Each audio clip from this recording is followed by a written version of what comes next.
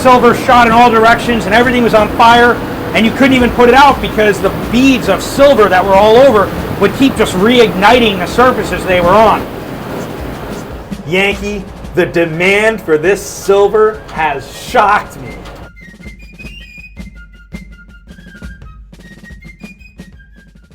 Buy your precious metals online from SD Bullion. New customers get gold and silver at spot by visiting sdbullion.com/new.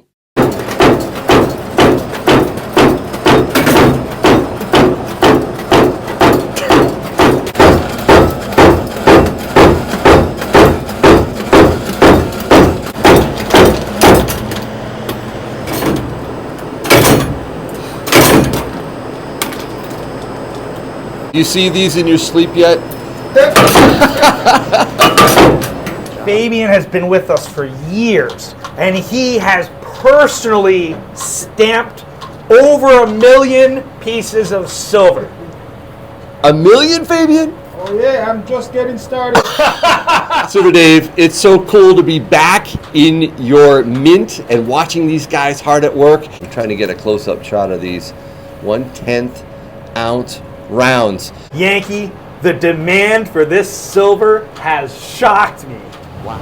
Wow, that's a... Yep, so this That's a right nice here is bucket. about 5,000 rounds in this bucket. And they produce about twice as many of these at the end of each day. Right. About 10,000 rounds per day that we make. Wow. So That's impressive. we've gotten better and better at this. More efficient with More punching efficient. them out? Yep. Okay. I can't even just express how lucky and you know, Yankee might say might even just say how blessed that we are to have such incredible people really and are. incredible Yep. customers. Are you out of these 1/10 ounce rounds? Yes, we are completely sold out of 1/10 ounce rounds. We sold about 100,000 rounds in the last week and a half before the vacation.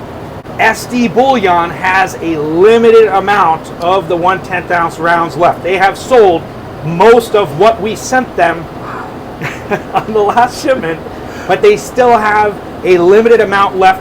If you buy them, you might still get them before they sell out, but they're running out too, and that's why we're trying to work very efficiently and trying to really crank to get these made so that we can, you know, keep selling them to the customers. I feel the furnace.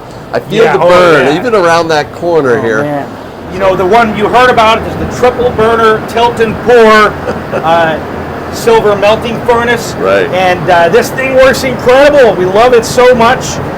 But I don't know if I should tell you this. I don't know if I should let the cat out of the bag. Yeah. What's going on? So, because we are having so much demand for our silver products, and particularly our 1/10 ounce, we have started building a expansion to the mint. And so we are increasing the size and square footage of the mint by about 35%. Wow. And that is to make a bigger furnace room, be wider than this and taller, because there's going to be a lot of heat. A lot of heat. You know, if you can't take the heat, you probably don't want to do this. Get out of the mint. Oh man. Stephen is here at our annealing furnace, and he's getting ready to take out a pot of silver. Yep, that's about 1,200 degrees Fahrenheit in there. I don't know if you saw, he just took a nitrogen line that was plugged in, and he just took that out. What it does is it pumps nitrogen into that stainless steel pot, so that on the inside of the pot, it's very shiny. Now he's putting another one in, and so we can watch what he's going to do. He's going to now take the line, see the line, he plugs it in, and that line is pumping nitrogen into the pot with the silver pieces. And what it does is it prevents the silver from creating a surface oxides and grayscale, because the nitrogen atmosphere eliminates all those other atmospheric contaminants. That way when the silver comes out of the pot, they're super shiny right off the bat. When we pour the silver through a flame, and that's very important because it prevents the silver from absorbing oxygen. If you had 1 cup of molten silver and you did not control the oxygen around it, it would suck in oxygen till it was 10 cups big.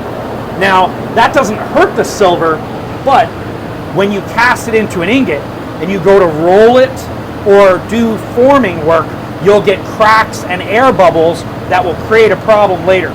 So you really want to control that oxygen when you're casting your silver. I sense a lot of trial and error and experience and mistakes. When we first went from graphite, smaller crucibles, to the bigger salamander crucibles, we had a problem where the silver, this was about 8 years ago, and we were rolling the silver and it kept cracking.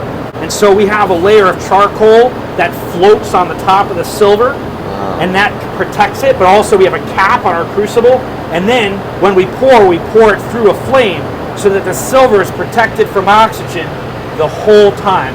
And so it took a lot of time and energy to learn that, but we had some experts who I spoke to who told me what to do, and that I had to kind of learn some things the hard way and then reach out for some lifelines, but luckily we got some help, and Cool. We've come a long way. We've been at this for 12 years making these products.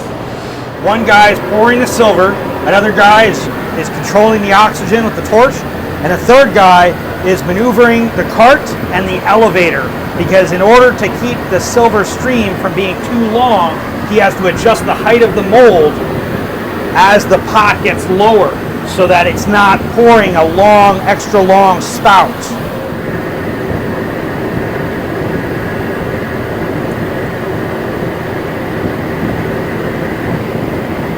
Great job, gentlemen. That was beautiful. Thank you. Hot work, isn't it? Oh yeah. Yep, very hot. 131 right now in here.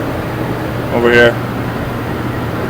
So you can see the silver at the bottom there. It leaked out between the last two slats. Oh yeah. Just squirts out the side. That's why you have the pan there. That's why we have the pan. But also, the way that these pieces are configured, the crucible can only fall either onto the top of the mold or into the pan, or mostly it stays inside of there as well, which there's a basin on the inside of the furnace.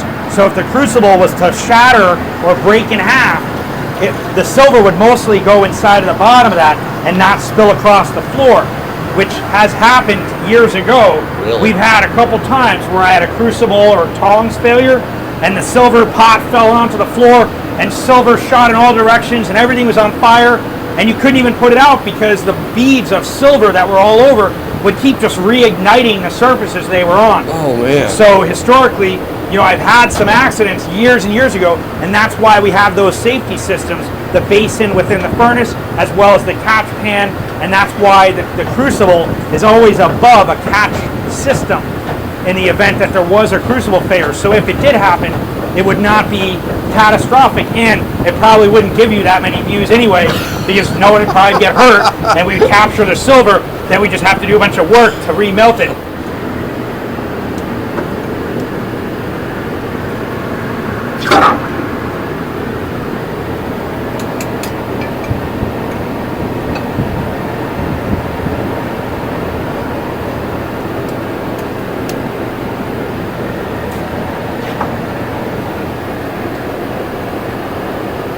Oh, look at these wavy bars.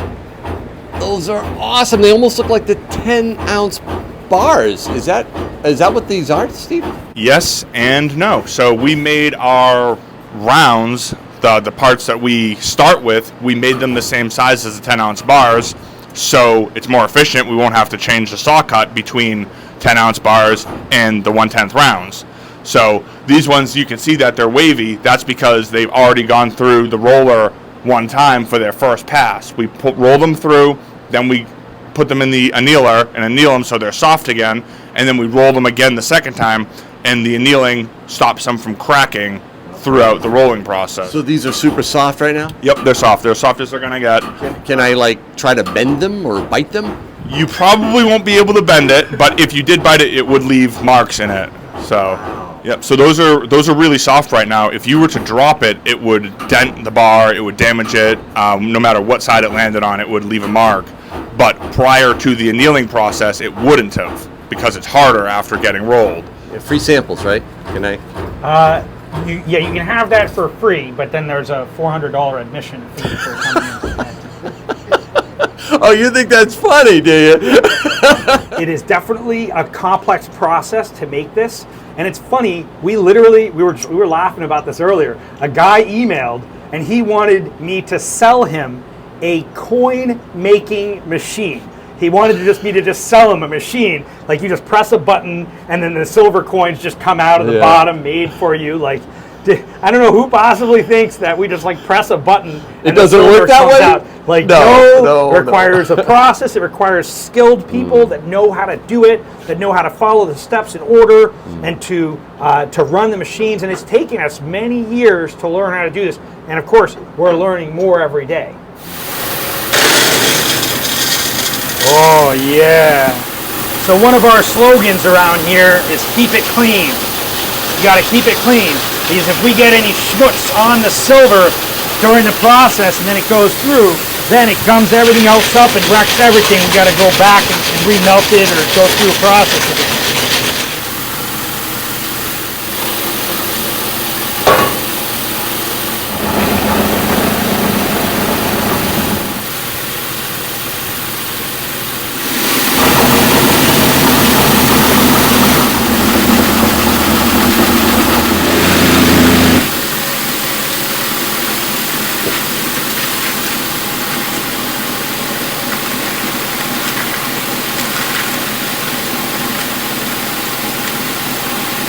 A lot of this operation is based on this 12-minute black and white video from the early 1920s. There's no audio in it. It's US Mint footage, and it shows all these different steps of the process of making coins. And I've literally watched that video probably about 300 times. That's actually not an exaggeration. It might even be more than that. You're an obsessive guy, man. Yeah, I watched it over and over again, especially certain scenes. And a lot of this operation has been modeled off of that 12-minute video. Wow. The analogy I like to use is to sharpen your saws analogy. And if you could think of a guy who's sawing wood, and he says, I don't have time to sharpen my saw because I just got to keep on cutting. We don't have time. Well, sometimes it's faster to slow down and sharpen your saw and then get back into work. And then you can be producing more efficiently. And so in some way, it might actually speed us up to pause, build our upgrade, and then get back in there. And here it is, the final beautiful silver product laid out. Wow. Dave, the 1/10 ounce silver round for barter and trades is more expensive. Yes. They're fractional silver. Yes. Is it worth it? Why, when I can buy a 1 ounce round for less? Yes, it is absolutely a valid question. And so when you think about 1/10 ounce silver for barters and trades, the purpose of it is to make basic essential purchases. And the nature of 1/10 ounce, because there's 10 times as many pieces to make, is that it has a higher production cost. But I want to emphasize that when you're buying 1/10 ounce silver, sure, you're going to pay a higher premium than, say, 1 ounce or 10 ounce bars. But when you spend the silver, that's when the savings come. So you'll pay more when you initially get it. But every time you buy a basket of vegetables from your neighbor down the street and you pay only 1/10 ounce for it, you save 90%. And so the savings come on the other side of the equation. So when you're buying your silver, I think it's really important to not just think of one side of the equation, to not only think about, oh, well, what's the lowest price per ounce, but also to think, what am I going to use my silver for later? How am I going to translate this silver into the things that I want? Okay, and that's why I think it's very important to have maybe about 10% of your stack in little pieces, whether it's dimes or 1/10 ounce silver, because it's important to be able to buy those basic essentials. All right, I got to jump in here because you did mention the constitutional silver, the 90% silver, Yeah. the silver that I love to be able to you barter with too. And I think it's important. Dimes, quarters, half dollars, they're all important to have in your stack. However, you and I did have a blast at Porkfest. You bartered a lot with the 1/10. I did it with the Constitutional. We both had success. I mean, there's benefits to having a wide variety. I'm a prepper stacker. This is for potential trade and bartering in a worst case dollar demise SHTF scenario. I pray it never happens, Dave.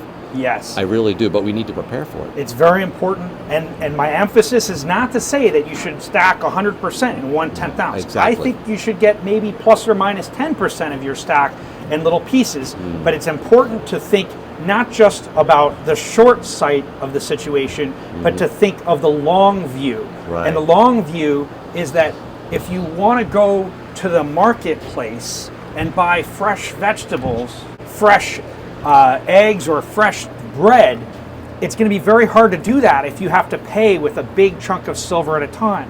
Because if your plan is to sell your silver back for dollars during the financial meltdown, well, I think that's a bad plan. On the other hand, if you're going to buy basic essentials with your silver, that to me is a much better plan. And having, like Yankee said, that diversity to have a portion of your stack in little pieces. Now, the dimes are great, but the downside to me with the Constitutional is it doesn't say the word silver anywhere on it.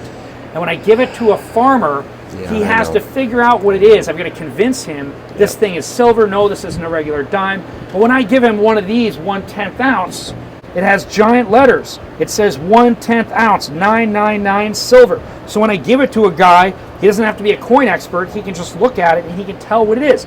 And also, our letters are the biggest. Our 1/10 ounce 999 letters on here are bigger than any other 1/10 ounce. No, we I've have had the biggest letters. I've had some people say, "Well, Yankee Constitutional is great, but I have a hard time reading the date." That's They do. another They factor, say that. yeah. They do. So for 11 years, we've been telling people you want little pieces in your stack also so you can buy basic essentials. And for years, guys would be like, oh, what do I need that for? I'll just put it on my credit card. And it's like, oh my gosh, are you missing the point? You're not going to buy this from your credit card during this financial meltdown. No. So now, in an incredible way, it only took 11 years. That's it. It only took 11 years, but now, finally, people are really seeing the point of 1/10 ounce silver for barters and trades. I'm so happy. And for those of you that have purchased our product, I'm very grateful for you for doing that, but I'm also happy you did for your own sake so that you can spend them later. And that is all I wanted to say about that. And you are so passionate about your silver, man. Dave. Thank you so much for letting me come in here and check out your operation yet again. Check out local Silver Mint in the description below and definitely buy some of their products. So thanks so much, Dave. Thank Appreciate you. it.